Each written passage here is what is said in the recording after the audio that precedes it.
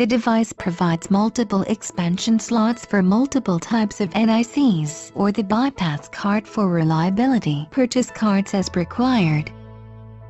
The 8G card provides 8 gigabit RJ45 ports for packet exchange and device management, but does not support hot swap. The 2xG8G card provides 8 gigabit RJ45 ports and two 10 gigabit SFP Plus ports for packet exchange and device management, but does not support hot swap. The 8GF card provides 8 gigabit SFP ports, but does not support hot swap. SFP optical transceivers must be installed on the SFP ports for optical fiber connection. The 4G bypass card provides two electrical bypass links, but is not hot swappable. If the device is powered off or faulty, traffic can bypass the device for direct connection between upstream and downstream devices, ensuring service continuity.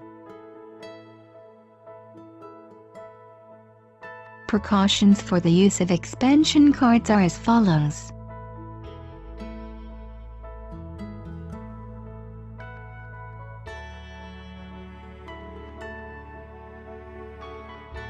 Expansion card installation and replacement procedures are similar. The following part describes the installation procedure.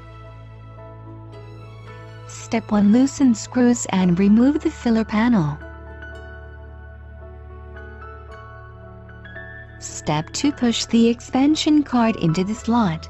Step 3. Fasten screws on the two sides.